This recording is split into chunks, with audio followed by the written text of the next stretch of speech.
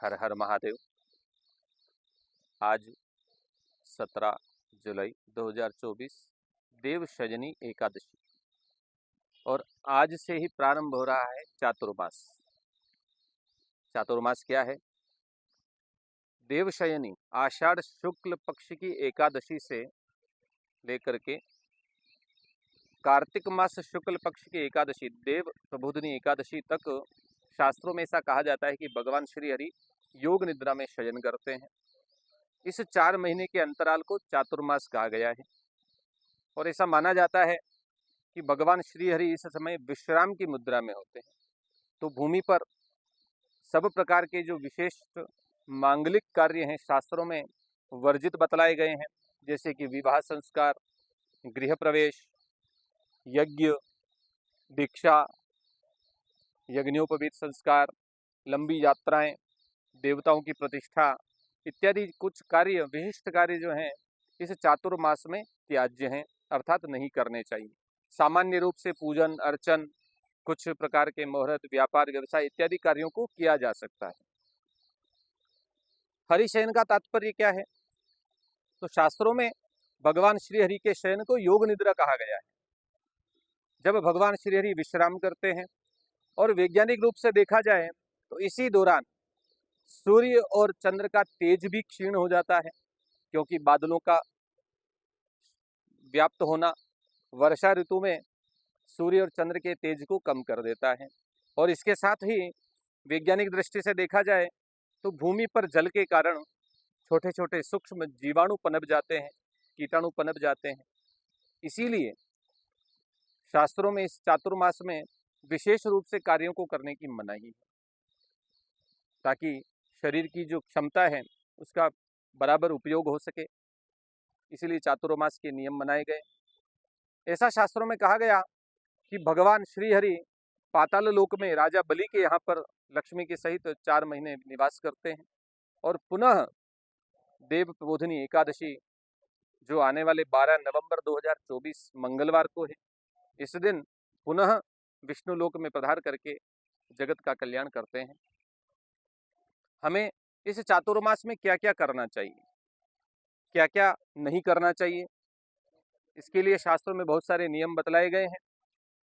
चातुर्मास के लिए इतना कहा गया है कि हर व्यक्ति को अपने जीवन में प्रत्येक चातुर्मास में अवश्य ही कोई न कोई नियम अथवा व्रत जरूर करना चाहिए, क्योंकि इस चातुर्मास के नियम का पालन करने से, व्रत इत्यादि करने से सब प्रकार से मंगल होता है, पापों का नाश होता है, इससे बहुत सारे लाभ मिलते हैं। हमारा शरीर स्वस्थ रहता है, पुण्य में वृद्धि होती है, हमारे द्वारा मन से, वचन से, कर्म से जन्म जन्मांतर में कोई भी पाप हुए हों उनका शमन होता है। व्रत बहुत तरीके के हैं, नियम भी बहुत तरीके के हैं। हमें क्या क्या नियम जीवन में पालन करने चाहिए चातुर्मास के दौरान, इनमें से कुछ शास्त्रों में उल्लिखित हैं, उनका हम पालन कर सकते हैं। सभी नियमों का पालन करना यदि सामर्थ्यवान हो, सक्षम हो तो अवश्य करना चाहिए, अन्यथा कम से कम एक नियम का, एक व्रत का पालन तो चातुर्मास में हर व्यक्ति को अवश्य ही करना चाहिए। व्रतों में 4 मुख्य बतलाए गए हैं। पहला है ब्रह्मचर्य, दूसरा है शौच, तीसरा है सत्य और चौथा है आहार। ये 4 व्रतों का पालन तो हर व्यक्ति को अवश्य ही करना चाहिए। ब्रह्मचर्य अर्थात शरीर की शक्ति को क्षीण ना होने देना चाहिए, पति पत्नी को एकांतवास करते हुए प्रभु की आराधना में लीन होना चाहिए। दूसरा शौच यानी पवित्रता, शरीर को शुद्ध रखना, पवित्र रखना, सदाचार के मार्ग पर चलना चातुर्मास में अवश्य ही पालन करना चाहिए। तीसरा है सत्य अर्थात सत्य का आश्रय लेना, झूठ इत्यादि से, निंदा, लोभ, जितने भी मत्सर हैं, जितने दुर्गुण हैं उनसे दूर रहना। साथ ही चौथा है आहार, सात्विक आहार ग्रहण करना चातुर्मास में विशेष रूप से कहा गया है। ये 4 नियम तो अवश्य ही पालन करने चाहिए। इनके अलावा भी बहुत सारी चीजें हैं, जैसे कुछ नियम हम जीवन में ले सकते हैं। पहला जैसे देव दर्शन, कोई भी व्यक्ति यदि चातुर्मास में व्रत करना चाहता है तो ऐसा नियम ले कि मैं प्रतिदिन देव दर्शन करूंगा, अलग अलग मंदिरों में जाऊंगा, अलग अलग तीर्थ में जाऊंगा, देवताओं का दर्शन करके अपने जीवन का कल्याण करूंगा, ऐसा नियम लिया जा सकता है। जप जप का नियम लिया जा सकता है। प्रतिदिन किसी भी गुरु मंत्र का, इष्ट मंत्र का जप करने का नियम लेना चाहिए। किसी भी प्रकार के भगवान के स्तोत्र का पाठ करने का नियम लेना चाहिए। 18 प्रकार के जो पुराण बतलाए गए हैं, उन पुराणों के पाठ का, जप करने का, पढ़ने का नियम लेना चाहिए। वेद इत्यादि जो शास्त्र हैं उनका मनन करने का, अध्ययन करने का संकल्प भी लेना चाहिए। इसके साथ ही स्नान के भी नियम है।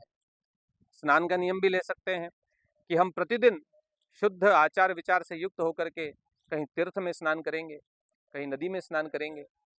सावधानी रखते हुए स्नान करना चाहिए। न हो सके कम से कम विशेष तिथियों को, जैसे एकादशी है, पूर्णिमा है, प्रदोष हैं, सोमवार हैं, अमावस्याएं हैं, इनमें किसी विशेष तीर्थ में जाकर के उस जल से स्नान करने का नियम लेना चाहिए। इसके अलावा शय्या त्याग का भी नियम लिया जा सकता है, अर्थात बिस्तर पर, पलंग पर सोना छोड़ देना चाहिए। चातुर्मास के दौरान भूमि पर दरी, चटाई अथवा बिस्तर भूमि पर लगा करके शयन करना चाहिए। इसके अलावा सात्विक आहार ग्रहण करने का नियम, शास्त्र विरुद्ध जो आहार बताए गए हैं, जो आमिष बतलाए गए हैं, उनसे दूर रहना, दुर्व्यसनों से दूर रहते हुए व्रत करना। व्रत भी 3 तरीके के बतलाए हैं, एक भुक्त, नक्त अथवा उपवास। एक समय भोजन करना, सूर्यास्त के बाद भोजन करना अथवा बिल्कुल भोजन नहीं करना, और सात्विक आहार को ही ग्रहण करना। इन नियमों को भी हम अपने संकल्प सहित चातुर्मास में पालन कर सकते हैं। और भी वृक्षारोपण करना चाहिए चातुर्मास के दौरान। ये भी नियम बड़ा सुंदर नियम है कि इसके द्वारा सृष्टि का, जगत का भी कल्याण होता है। वृक्षों में तुलसी का वृक्ष, बिल्व का वृक्ष, वट वृक्ष, पीपल इत्यादि तो अवश्य ही चातुर्मास के दौरान हमें कहीं न कहीं लगा करके उनका पालन पोषण करते हुए बड़ा होने तक ध्यान रखना चाहिए। और नियम जो है उनमें तीर्थ दर्शन का भी नियम है कि हम ऐसा नियम लें, किसी भी तीर्थ में जाकर के भगवान की सानिध्य को प्राप्त करें, आशीर्वाद प्राप्त करें, जगत के मंगल की कामना करें। त्याग का भी नियम लिया जा सकता है। त्याग यानी हमारी जो प्रिय वस्तु हो, प्रिय आहार हो, उसको हम चातुर्मास के दौरान ग्रहण नहीं करेंगे। हमें कोई वस्तु विशेष रूप से पसंद है भोजन में, उसका हम त्याग करेंगे। चातुर्मास के दौरान मैं इस वस्तु से दूर रहूंगा, और उस वस्तु का दान करें। हमारी जो प्रिय वस्तु है वो लोगों को भी हम दान करें। दान का भी बड़ा महत्व है। इसके साथ पारायण, किसी भी प्रकार के जो पुराण हैं, भगवान के जो पाठ हैं, स्तोत्र हैं, कीर्तन हैं, शास्त्रों का पारायण, जैसे नवान पारायण रामचरितमानस में करते हैं, इसी प्रकार से विविध प्रकार के जो पुराण हैं उनका पारायण नियम पूर्वक चातुर्मास के दौरान करना चाहिए। दीपदान, दीपदान भी एक बहुत सुंदर और बहुत ही लाभदायक उपाय चातुर्मास में करने योग्य है। प्रतिदिन सायंकाल 1, 5, 7, 11, 21, 51, 108 दीपक भगवान के सन्मुख लगाएं, उससे देव प्रसन्न होते हैं, प्रभु की कृपा होती है, लक्ष्मी की प्राप्ति होती है। कहीं जल में, तीर्थ में संध्या के समय प्रातःकाल दीप प्रज्वलित करके प्रवाहित करने का भी बड़ा महत्व है। कीर्तन का नियम लेना चाहिए कि मैं प्रतिदिन भगवान का कीर्तन करूं, स्तोत्र का पाठ करूं, भजन करूं। यज्ञ करने का भी नियम लिया जा सकता है कि प्रतिदिन हम हवन करें, यज्ञ में आहुति प्रदान करें। इससे सब प्रकार से पुष्टता, आरोग्यता की प्राप्ति होती है। और एक सबसे बड़ा व्रत जो आजकल के जमाने के हिसाब से, समय के अनुसार बड़ा ही आवश्यक है, मौन व्रत। मौन व्रत भी लिया जा सकता है। हम कम से कम दिन में 15 मिनट, आधा घंटा, 1 घंटा किसी विशेष पर्व पर मौन धारण करके अपनी आंतरिक शक्ति को जागृत करने का प्रयास करें, तो इससे हमें बहुत लाभ प्राप्त हो सकते हैं। विधि क्या होती है कि चातुर्मास का व्रत किस प्रकार लेना चाहिए? तो जैसे आज चातुर्मास प्रारंभ है, तो आज ही भगवान के सन्मुख दीपक लगाएं, शुद्ध होकर के आसन पर विराजमान हो, भगवान का पूजन करें, ठाकुर जी का पूजन करें, और भगवान से प्रार्थना करें कि हे प्रभु, मैं आपकी कृपा और प्रसन्नता की प्राप्ति के लिए, जगत के कल्याण के लिए, स्वयं के, कुटुंब के, परिवार के कल्याण के लिए इस चातुर्मास व्रत का नियम ग्रहण करता हूँ, और आपके आशीर्वाद से मेरा यह नियम परिपूर्ण हो, चातुर्मास तक इसमें कोई विघ्न ना हो।